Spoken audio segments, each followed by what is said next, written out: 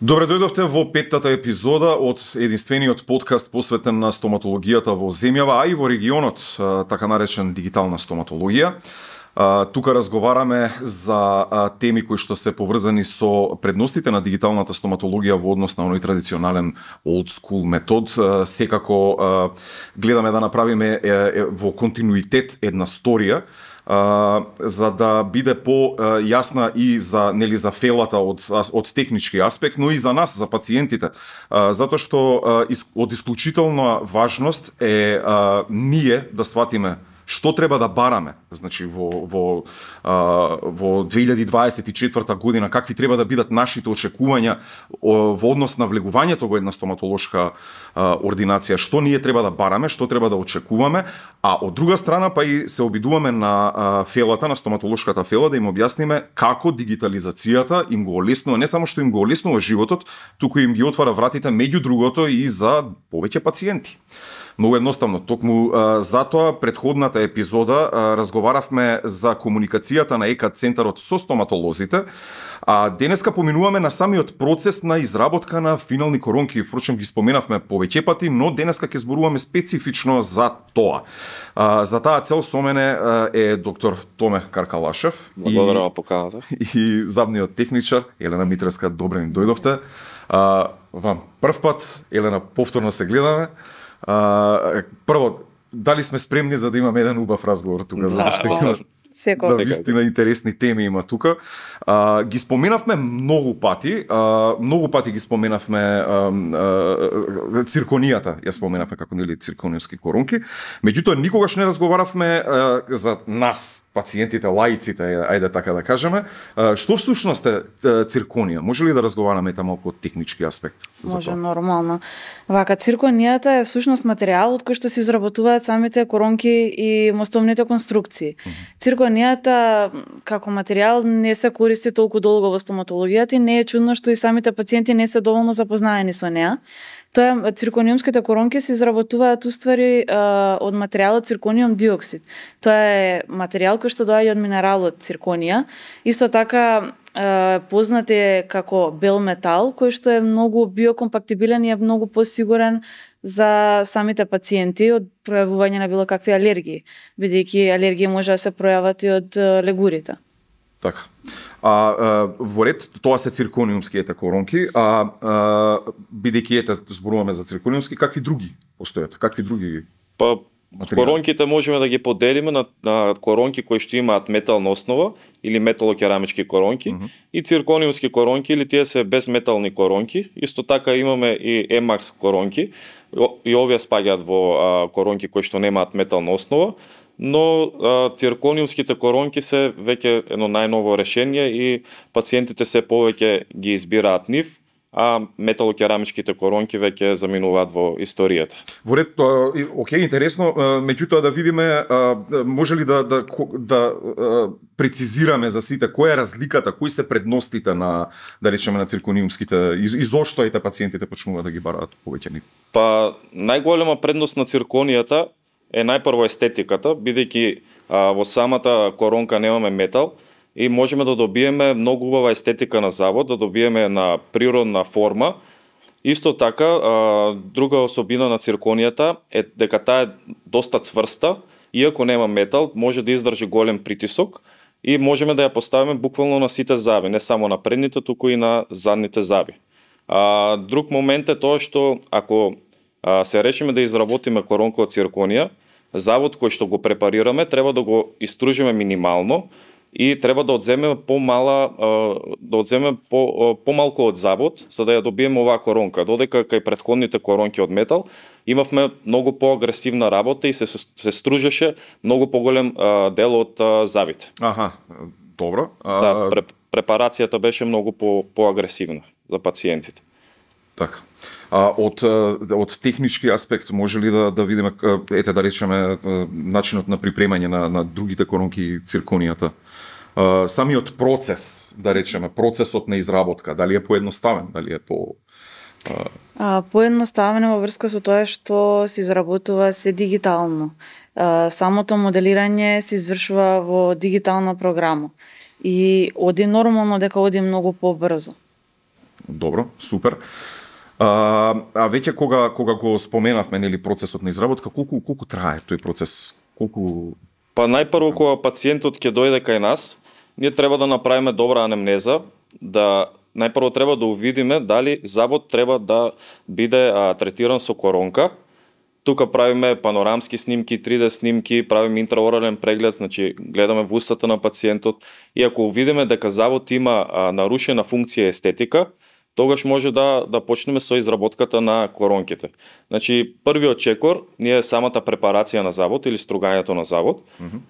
Во зависност од тоа дали забот претходно бил ендодонски третиран или дали има нерв или нема нерв забот, може да се стави анестезија, но кај заби кои што претходно биле ендодонски третирани, дури и не е задолжително. Тоа е многу чудно кај пациентите, затоа што некој пат кога ќе дојдат, они се убедени дека ќе имаат болка и дека мора да се стави анестезија. Значи ние можеме цела процедура, цела препарација кај ендодонски третиран заб да ја извршиме комплетно без анестезирање на забот.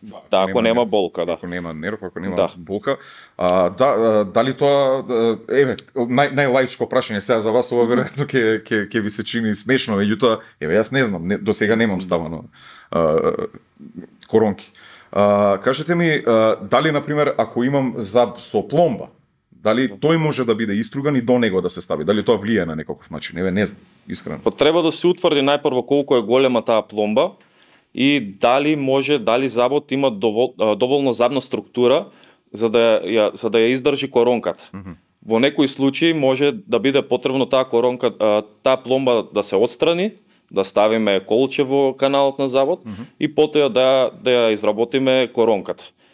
Самата препарација е доста брза и самото отпечатување сега е многу забрзано затоа што имаме интраорални скенери, се зима еден дигитален отпечаток кој што го праќаме во забна техника и буквално за еден ден пациентот може да дојде кај нас, да го испрепарираме забот, да земеме дигитален отпечаток, да го пратиме во техника и буквално за еден ден да завршиме со целата изработка на овие коронки. Да, супер срочено, баш така во континуитет ја покривавме целата таа приказна, нели? Почнавме од сам влез во стоматолошка ординација и така ете до анамнеза, до изработка и така натаму. Ајде малку да се вратиме пак на самите циркониумски коронки. Зборуваме. Може ли нешто, мислам и дека го опфативме тоа пред чином некоја епизода, дека има различни бои, различни нијанси, различни слоеви. Може ли малку повеќе од технички аспект да поразговараме за тоа? Може. Вака, најпрво, значи ние користиме блокови. Имаме блокови кои што се со различна боја, ги имаме сите бои, кои што може да ги одреди самиот доктор при одредување на бојата, додека уште пациентот кај него на стол. Блоковите кои што ги користиме имаат и посебна јачина, че имаме посебни блокови кои што ги користиме ние за фронталната регија, кои што гледаме нели повеќе да биде запазена естетиката, транспарентноста, додека за бочните заби ние преферираме да има поголема цврстина, не даваме толку голем акцент на естетиката, на холивудската. Гледаме пак да е по форма, по големина, да се совпаѓа, тоа е најнормално. Меѓутоа ја нема таа транспарентност како што би ја имале самите предни заби.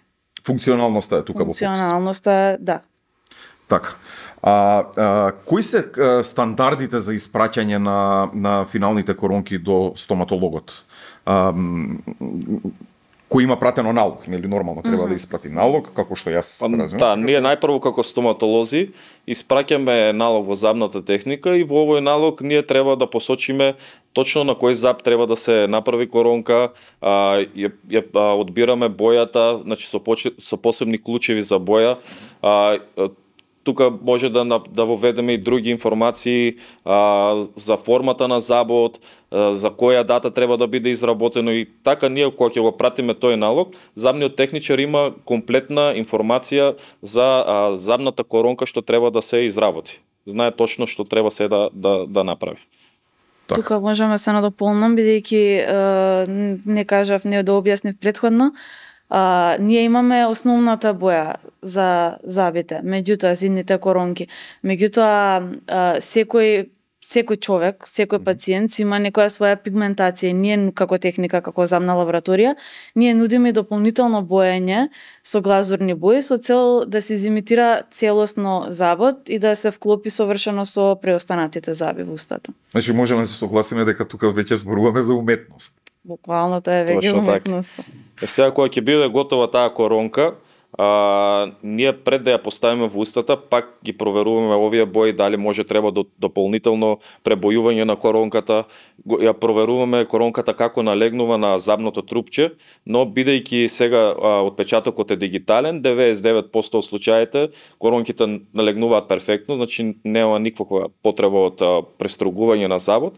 И како што кажав, буквално за еден ден пациентот може да се замине со готови циркониумски коронки. Тука зборувавме ова, претпоставам дека токму во овој момент кој што го дискутиравме предходните епизоди со доктор Марио Јурхар, дека мислам дека се објаснува разликата меѓу тест коронките и привремените коронки, нели, дека да. Кај пациенти кои што не може да чекаат или во случај кај што замната техника не може да ги изработи циркониумските коронки за еден ден, ние изработуваме така наречени привремени коронки, пластични коронки, и на овие коронки не само што го заштитуваме на еден начин забот, се додека не бидат изработени трајните коронки, туку и овие коронки ни служат како еден вид модел за да видиме како би изгледала конечната коронка од цирконија. Тука може да ја видиме формата на коронката, како што кажав, да видиме како таа налегнува на забот, дали треба да се направат некои корекции, промени, и овој процес за изработка на привремени коронки е дури побрз и од изработката на циркониумски коронки. Значи за некои 20 минути до пола час може да изработиме принта на пластична коронка. Веќе постои. Постои, да. Интересно. Добивањето на коронките од ЕКАТ центарот е конкретно за вас и третирање на пациентот, односно начинот на поставување. Дали постојат Да, како што кажав, значи ние од кога ќе ја добиеме коронката, најпрво проверуваме како налегнува, ја гледаме бојата, ги гледаме околните ткива, дали можеби треба да почекаме пред да ја поставиме, пред да ја цементираме. И тука постојат неколку протоколи за да се цементира коронката на забот. Најпрво треба да имаме суво работно поле, значи тоа го правиме со помош на кофердам. Тоа е еден вид на гума која што ја поставуваме околу забот, која прави комплетна изолација и така можеме да ја цементираме коронката без да имаме никаква плунка или крв, со што ќе се створи многу силна врска меѓу коронката и забот и многу ретко да се случило да коронка се оцементира. Аха. Колку може ли вака Пардон, само да ве прашам, колку трае овој процес сега што ми го објаснивте отприлика? Цементирањето, лепењето на коронката трае некои 10 до 15 минути, се во зависност од тоа за каков заб станува збор, позиција на забот, исто и од соработката на пациентот. Имаме пациенти кои се малку погадливи и треба повеќе внимание, имаме пациенти кои што многу лесно можеме да работиме со нив, но генерално целиот процес е многу брз за пациентот и многу комфортен. Значи немаме никаква болка и цела процедура е многу брза. Бидејќи има претходни проби направено и ја добиваат веќе финалната коронка. Нема потреба повторно некое достружување, упасување на самата коронка, него има тоа е веќе направено и следува само да се цементира. Само да се цементира. Така. Не кажавме ние дека начинот на кој што ние ги доставуваме коронките се стерилизирани, се целосно изчистени, ги носиме во посебни, како да кажам, специјални пликуасе, кои што се како да кажам, не знам. Еднаш го начнавме тој муавет дека во принцип дека тие коронки се испраќаат во јас бев шокиран, баш бев шокиран дека се испраќаат во целофан од цигари, дека се испраќаат во не знам во салфетки, така натаму. Значи, сакате да кажете дека постојат стандарди? Да, мора да постои стандард, бидејќи сепак работиме со луѓе, работиме во уста на пациент, така да мора да бидат запазени овие работи, да имаме максимална стерилност и да не се појават некои инфекции и несакани работи. Токму тоа сакав да го кажам. Ова практично спаѓа во она што го нарекувате вие инфекцијска контрола. Дека во таа инфекцијска контрола, затоа што е навистина од исклучителна важност, особено за нас пациентите, планираме да посветиме цела епизода токму на инфекцијска контрола, но тоа понатаму. Да се навратиме на темата за овие, бидејќи споменавте и двајцата, дека се циркониумските коронки, дека се навистина издржливи, зборуваме ето особено за оние што треба да се функционални во страничните регии на забавото. Дали постои некаков сертификат за гаранција? Нешто. Сертификат за гаранција, тоа е многу често поставувано прашање од пациентите. Најчесто прашање е колку години е гаранцијата, дали е 5, 10, 15 години. Тоа најлесно да го објасниме така што ние не можеме да дадеме гаранција на нешто што е жива материја, значи ние работиме со луѓе. Материјалот, цирконијата како материјал е многу издржлива и може да поднесе голем притисок, но ние не можеме да гарантираме за тоа дали пациентот ќе внимава на оралната хигиена, ќе доаѓа на редовни посети на секои 6 месеци, ќе прави рутинско чистење на забите. Значи, ние и да изработиме и најубавата коронка, ако пациентот не внимава доволно, гаранција не може да се даде никаква. Сега имаме некои колеги стоматолози што им кажуваат имаш 10 години, 15 години гаранција. Тоа лично за мене не треба така баш да функционира, бидејќи ние не можеме да гарантираме кога работиме со луѓе. Зависи од самиот човек. Зависи од човек. Значи да сумираме тука две работи. Зборуваме за коронки, не за телевизор. И друго, иако ставите циркониумски коронки, сепак ќе морате да продолжите да се ги миете забите. Просто. И редовни контроли. Ето така. Ние како техника со секоја наша изработка доделуваме сертификати, меѓутоа тие сертификати не служат за гаранција дека ќе им траат коронките во устата 15 години, туку тоа е чисто сертификат за да го знаат потеклото на материјалот, дека е цирконија, да знаат од кај потекнува и дека кој квалитет го добива. Тоа е гаранција за квалитет. Да. Тоа така мислам дека се нарекуваше, ако не се лажам. Добро, може ли да поразговараме пак, да се вратиме малку и на оние други материјали кои што дали и за нив е потребен истиот процес, да речеме, како што е потребен за изработка на циркониумска коронка. Сега да кажам процесот чекор по чекор, оној што го дискутирав. Клиничката работа е горе-долу слична, бидејќи сепак забот кој што треба да биде третиран со коронка, најпрво мора да биде испрепариран. Материјалот кој што го избираме, најчесто го избира пациентот. Ние му ги даваме опциите, да.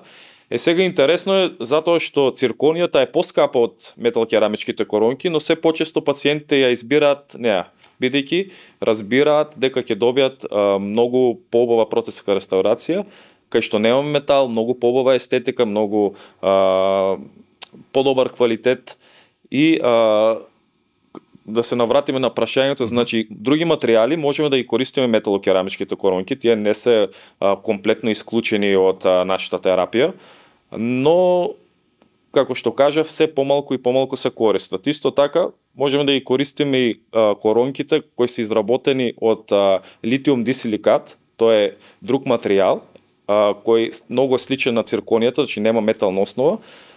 Негова подобра особина е тоа што овој материјал има голема транспарентност и е многу добар кога го користиме за предни заби, за она холивудска насмевка, но не се препорачува да се изработи на постериорните, на задните заби, бидејќи не е толку силен и цврст како цирконијата и може при поголем притисок да пукне и да се скрши.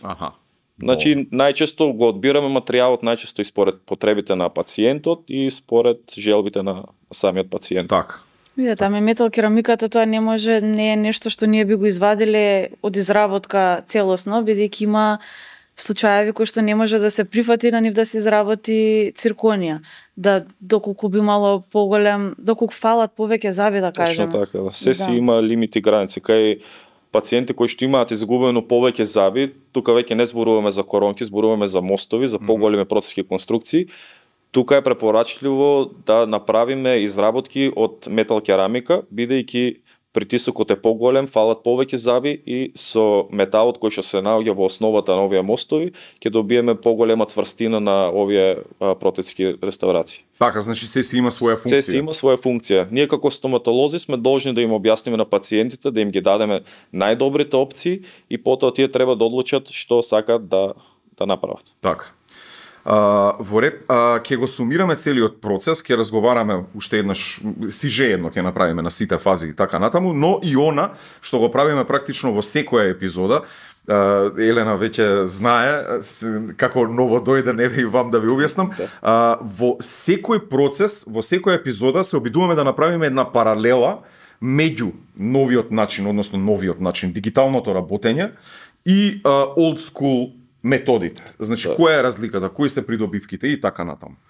Ајде да направиме прво едно сиже на целиот. Јас тука вака би започнала со самото тоа што доколку јас добиам файл од интраорален скен, ја тој директно седнувам, почнувам со работа и пациентот може заво да си го добие дури истиот ден. Меѓутоа јас додека го добиам класичниот отпечаток, тука постојат повеќе фази, јас додека го средам отпечатокот, додека го излијам, додека го обработам, тоа се губи време бидејќи има период на стврднување на гипсот и други фази. Потоа мене ми треба тој гипсан модел јас да го добиам во дигитална форма. За тоа и служи екстраоралниот скенер. Со негова помош јас го скенирам гипсаниот модел и го добивам еден нов дигитален модел кој што потоа на него продолжувам со работата. Меѓутоа тоа е пак процес кој што трае. Додека од целото тоа се скратува, сите овие фази се скратуваат доколку јас добиам интраорален скен. И директно почнувам со дизајнирање на коронката. Така. На програма. Значи, да го сумираме целиот процес, кога работиме дигитално, бенефит од ова имаат сите, и стоматологот, и пациентот, и замните техничари. Најпрво стоматологот не треба да троши материјали на силиконски отпечаточни маси, бидејќи скенот се зема дигитално, отпечатокот се зема дигитално. Друга предност е тоа, како што кажавме, целиот процес е многу брз. Предноста за пациентот е тоа што буквално за еден ден може да добие готови заби. Работиме со максимална прецизност, самото скенирање е безболно. Предност за техничарите е тоа што, како што каже Елена, значи целиот процес кој што порано бил мануелен, сега станува дигитален. Дизајнот се прави на посебни програми на компјутер, значи целата работа е комплетно дигитализирана, компјутерска. Значи кога ќе сумираме се на се, сите имаат еден бенефит од овој начин на работа. Значи, за пациентите дека се всушност убрзува целиот процес, значи за побрзо и побезболно. Тоа е исто многу битен момент. Го разговараме во претходните епизоди. Буквално се смеевме со доктор Марио Јурхар дека се уште постојат луѓе кои што велат јас сакам да одам по old school методи. И да почнат да ги стругаат за да видат нели докаде да речеме еве кариес, ке кажеме докаде е кариесот, да го стругаат, да видат докаде. Тоа веќе не е прифатливо за да. Значи имаме нови начини, нови модерни технологии кои што ние мора да се учиме да ги користиме, да ги применуваме секојдневно. На тој начин ќе им го олесниме животот и на пациентите, си олеснуваме и нашата работа. Целата работа е многу побрза, добиваме подобар квалитет на изработките. Значи се и уште еднаш многу битно за нас пациентите, тоа е сето безболно. Безболно, точно така. Фактички стоматологијата престанува да биде она бабарога, ајде така да наречеме, во очите на пациентите. Точно. Ви благодарам многу што бевте денеска со дигитална стоматологија. Благодариме на поканата. Се гледаме секако во следни прилики, зависно од темата, затоа што нели споменавме, правиме една континуирана приказна, пробуваме да држиме целината за да им биде јасно на сите методички како се работи точно од почеток, буквално од влез во дигитализирана стоматолошка ординација до излегување од ординацијата, а и самите процеси им посветуваме време за да за луѓето од фелата, за стоматолозите кои не им е јасно како функционира, да речеме, и те немале можност да ја дигитализираат својата ординација, како тоа всушност функционира, на кој начин им се олеснува животот, дека тоа фактички им отвора врати за нови пациенти, а на пациентите, на повеќе пациенти, се извинувам, а на самите пациенти колку им се олеснува животот и ним, затоа што многу побрзо и безболно завршува процесот кој што во недигитализирани ординации може да им одземе време. Зборувавме и во претходните епизоди дека парите се исти практично и так продолжуваме значи секако со дигитална стоматологија. Им благодарам уште еднаш на замниот техничар Елена Митреска и на доктор Томе Каркалашев за денешното учество. Навистина интересна емисија имавме, единствена епизода. И со вас се гледаме точно за 2 недели од сега.